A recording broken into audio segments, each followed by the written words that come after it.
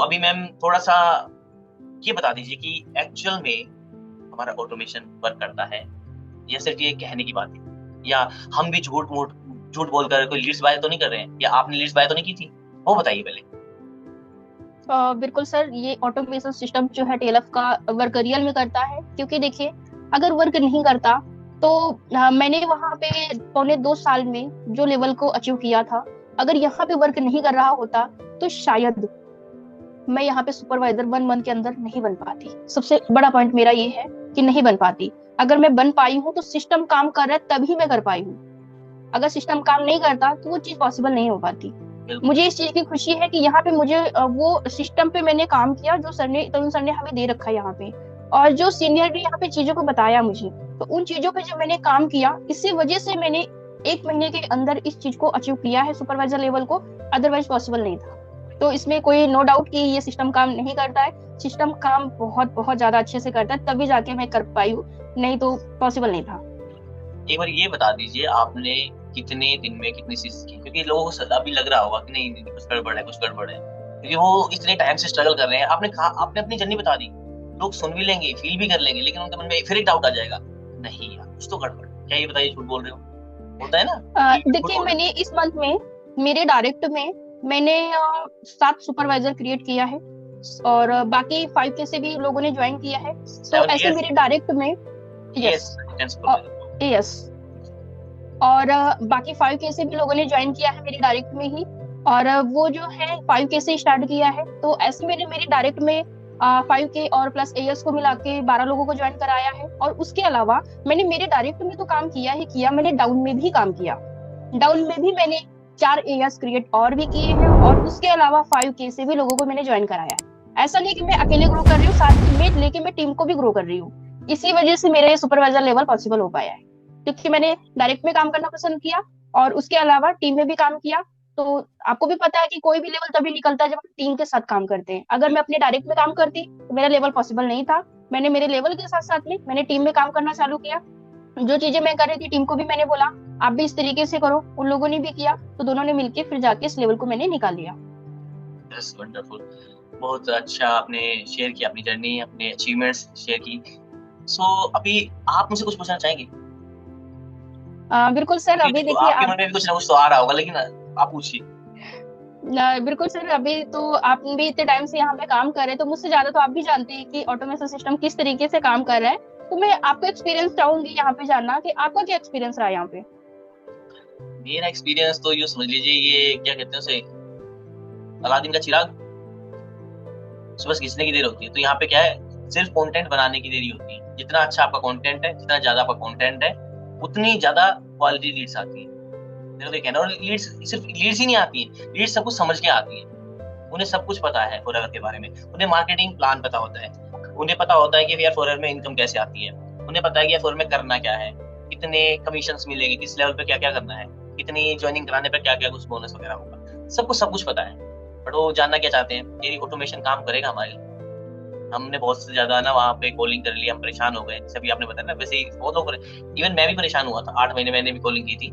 तो उस तरीके से मैंने, क्योंकि मैंने अपने ना जो सीनियर थे, मैंने अपने सीनियर को यही कहा था कि क्यों ना सर, जो अपने उस टाइम जैसे आपने बताया ना एक्सप्लोर कर रहे थे आप भी, मैं भी एक्सप्लोर कर रहा था। मेरे मन में आइडिया आ गया था कि ना तरुण सर का ना जो प्लेटिनम मेंबरशिप है वो लेता हूँ।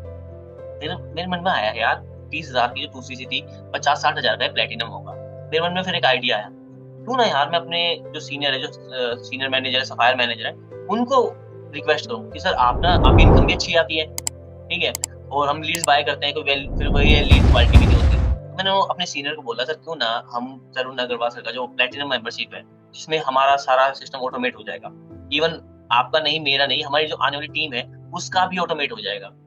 तो आप थोड़ा सा आप अपनी तरफ से कोऑर्डिनेट कर देना, बाकी 100-500 रुपए हमारी तरफ से ऐड कर लेना, कि इतनी बड़ी टीम है, अगर हम 100-200 रुपए भी ज्वाइन करके देंगे तो भी प्लेटिनम मेंबरशिप का खर्चा निकल जाएगा 1 साल का। तो उन्होंने कहा नहीं नहीं नहीं, ऐसा ये सिस्टम, ये आज के सिस्टम ऐसे नहीं चलते, जो हमारा सिस्टम है वही अच्छा है, हम हमारे सीनियर ऐसे तो इतने लेवल तक पहुंचे हैं। सर लेवल की बात नहीं है, काम आसान करने की बात है। सोचिए कि हमारी डाउनलाइंस का भी काम आसान हो जाए, हमारा भी काम आसान हो जाए, कितना अच्छा होगा। और हमारे सारे जितने भी टीम मेंबर्स हैं सब यूट्यूबर बन जाएंगे, सबकी इनकम अलग से आने लग जाएगी। तो उन्होंने मुझे मना किया ना कि नहीं नहीं, इसी तरीके से काम करना है तो करो, वरना आपको काम करने की जरूरत नहीं है, मतलब ऐसे। तो बोला मतलब यार सर एक बार सुन तो लो। मैंने दूसरी बार बोला ना कि सर एक बार रिक्वेस्ट कर रहा हूँ, बस समझ तो लो चीज को। नहीं नहीं नहीं, आप ज्यादा बहस मत करो वरना आपको ग्रुप से निकाल दिया जाएगा।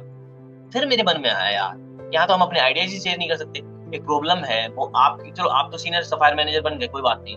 यार जो डाउनलाइंस है, जो नए बंदे आ रहे हैं, उनकी भी तो प्रॉब्लम समझो, वो कैसे कैसे काम करेंगे। ठीक है, तो उनके लिए सोल्यूशन ढूंढने की बात करी, लेकिन उन्होंने जब मुझे कह दिया ना कि करना है करो, नहीं तो आपको ग्रुप से एग्जिट कर देंगे, वहां मेरा थोड़ा सा दिमाग हिल गया। फिर मैंने काम ही नहीं करना जहाँ आइडियाज ही नहीं सुने जा रहे, चलो एक्सप्लोर, मैंने आइडियाज लाया ढूंढ के। आप, मैं कह रहा हूँ इम्प्लीमेंट मत करना, पर सुन तो लो, मतलब ये शांत हो जाएगा अपने सुनी। आपने सुनी ही नहीं और सीधा मुझे कह दिया कि ग्रुप से एग्जिट कर देंगे, तो वहां से मैंने नेगेटिव होकर मन बना लिया कि अब ये नहीं करना। फिर मैंने भी टीम स्विच करके दोबारा से, मेरा 1 साल हो गया था, फिर मैंने यहीं से स्टार्ट किया। तो इस तरीके की मेरी भी जर्नी है। आपसे कम पेनफुल है, बट पेनफुल है। कोई बात नहीं सर। और अभी टेलअप में काफी अच्छा भी लग रहा है काम करते हुए भी। और बहुत सारे लोग हैं कि उनको मतलब ये होता है कि देखो फैमिली की तरफ से प्रॉब्लम्स आते हैं, लाइफ में बहुत सारे प्रॉब्लम्स आते हैं, बट देखिए कभी भी अगर प्रॉब्लम्स आते भी हैं तो अगर आप प्रॉब्लम को देखोगे तो कभी आप आगे नहीं बढ़ पाओगे, कभी एक राइट डिसीजन भी नहीं ले पाओगे। अगर आप सोल्यूशन की तरफ देखते हो और आपके गोल क्लियर है कि मुझे इस गोल तक पहुंचना है, तो आप एनी हाउ और अच्छे तरीके से मतलब सोल्यूशन निकाल के उन तक डेफिनेटली आप पहुंच सकते हो। तो मैं यही ऑडियंस को भी बोलना चाहूंगी कि प्रॉब्लम पे फोकस करने की बजाय सोल्यूशन पे फोकस करो, ताकि आपके जो भी ड्रीम्स हैं उनको आप अचीव कर पाओ। कि अगर आप फॉरएवर में आ रहे हो, किसी भी टीम में आप हो, कोई बात नहीं, लेकिन ये है कि अगर आप आए भी हो तो एक सोल्यूशन देखो और आगे बढ़ो, ताकि आपके जो भी ड्रीम्स हैं उनको अचीव आप अच्छे तरीके से कर पाओ और अपने पेरेंट्स के लिए भी आप कुछ कर पाओ। तो अगर सही कहा आपने, सही कहा, करना तो सब चाहते हैं, बट क्या राइट प्लेटफॉर्म ढूंढने में थोड़ा सा उन्हें लगता है ना, क्योंकि जब जब क्लियरिटी आती है ना, क्लियरिटी के साथ कंफ्यूजन आते हैं। मान लो कोई आपके जैसे कोई फीमेल होंगी जो अभी मान लो कॉलेज में है या स्टडी कर रही हैं, वो सोच रही है कि यार मेरे पेरेंट्स की थोड़ी सी हेल्प हो जाए इनकम में, या मैं अपना जो भी खर्चा है, मेरी बुक्स का, कोचिंग का खर्चा, मैं खुद से उठा लूँ। तो जितनी ज्यादा क्लियरिटी आएगी ना, उतनी ज्यादा कंफ्यूजन आएगी क्या करें। जब तक क्लियरिटी नहीं है बिल्कुल तो कोई नहीं, फिर तो ऐसी चल रही, क्योंकि बहुत लोगों की लाइफ ऐसी चलेगी। बहुत लोग ऐसी लाइफ चलाएंगे अपनी कि यार क्यों करना है, क्या करना है, बेफालतू है, काम की चीजें नहीं होती है वो। लेकिन जिसके मन में क्लियरिटी आ जाएगी ना कि यार मुझे ना करना है यार, मुझसे और नहीं होता, क्योंकि बहुत से लोग होते हैं ना 18 साल के होने के बाद पैसे मांगने में झिझक होती है घर वालों से, यार बुक्स के पैसे मांगने बिल्कुल हैं, होती कोचिंग है। के पैसे मांगने हैं। लेकिन कुछ लोग हैं जो 25 साल के हो जाते हैं, सोचिए, वो फिर भी घर वालों पर डिपेंडेंट है। और यहाँ तो आप मार्केट में ये चीजें मैंने भी देखी है। बिल्कुल अगर आप खुद सोचिए, अगर मैं खुद काम स्टार्ट नहीं करती यहाँ पे तो मैं भी फैमिली पे डिपेंडेंट ही थी। बट मुझे सेल्फ इंडिपेंडेंट बनना था, अपने लाइफ पे कुछ करना है, पेरेंट्स को प्राउड फील कराना है कि नहीं हाँ मैं भी एज अ गर्ल बहुत कुछ कर सकती हूँ। तो इसके लिए मैंने भी डिसीजन लिया। तो इसीलिए आज मुझे खुशी है कि मेरे पेरेंट्स इस चीज को लेकर प्राउड फील कर रहे हैं, और अभी उनको और भी ज्यादा प्राउड फील कराना है। यहाँ पे ना मुझे एक स्टोरी याद आ रही है, और तुम्हें सुनाओ। जी सर। एक बार ना एक लड़का था, एक मतलब उसकी नई नई जॉब लगी थी, और उसका मन में आया कि यार मुझे ना, मैंने प्रार्थना की थी जॉब लगने के बाद में मैं वैष्णो देवी जाऊंगा। और वो घर से पैकिंग करके वैष्णो देवी के लिए वो चल पड़ा। उसने घर से ही कोई बस बुक करी, और रास्ते में कुछ 12-15 किलोमीटर जाने के बाद बस खराब हो गई, रात का समय था और बस खराब हो गई, और पता था कि वो ठीक नहीं होगी। तो उसने क्या किया, एक टैक्सी वाले ढाबे के पास तक पहुंचे वो, और वहां पर उन्होंने टैक्सी वाले को बुक किया कि भाई आप उधर जा रहे हो, हमें वहां तक ड्रॉप कर दोगे। तो ठीक है, वो टैक्सी वाले ने लिया। रास्ते में टैक्सी वाले की टैक्सी भी खराब हो गई, टैक्सी वाले की टैक्सी भी खराब हो गई। फिर क्या हुआ कि उसने सोचा कि यार अब इतनी रात को क्या करेंगे, वापस जा नहीं सकते क्योंकि मन्नत मांग रखी है। जैसे उसने सोचा ना मन्नत मांग ही रखी, तो इधर से एक गाड़ी आ रही थी और उसने उसको हाथ दिया लिफ्ट के लिए। गाड़ी रुकी, और रात का समय था, क्योंकि गाड़ी ऑब्वियसली बात है, कोई गाड़ी खराब हो तो कोई बंदसन रोक देता है। तो गाड़ी वाले ने गाड़ी रोकी और वो उसकी तरफ हाथ बढ़ाकर उसने कहा कि यार मैं इधर तक जा रहा हूँ, क्या मुझे वहां तक ड्रॉप कर देंगे, मैं वहां से कोई दूसरी बस पकड़ लूंगा। तो नहीं नहीं, हम भी उधर ही जा रहे हैं। वो भी पर्सन वैष्णो देवी ही जा रहा था, प्लस अपनी कैब, अपनी गाड़ी लेकर वो जा रहा था। तो वो उसकी गाड़ी में बैठ गया, उसने अपना सामान रखा और दोनों मिलकर वैष्णो देवी चले गए। मन्नत मांगी थी तो प्रार्थना प्रार्थना करके, पूजा करके वापस आ गए। तो इस स्टोरी का मोरल ये होना चाहिए कि जब आपने मन्नत मांग रखी है, यानी कि आपने डिसीजन ले रखा है कि यार मुझे खुद की हेल्प करनी है, अपने फैमिली मेंबर्स की हेल्प करनी है, तो क्यों ना, चाहे एक बस खराब हो जाए, एक कैब खराब हो जाए, तो दूसरी कैब लेना या दूसरी लिफ्ट को हाथ देने में कोई बुराई नहीं, क्योंकि मन्नत मांग रख के जाना तो पड़ेगा यार। हम भगवान तक जाने में तो ये चीज अपनाते हैं, लेकिन लाइफ में नहीं अपनाते।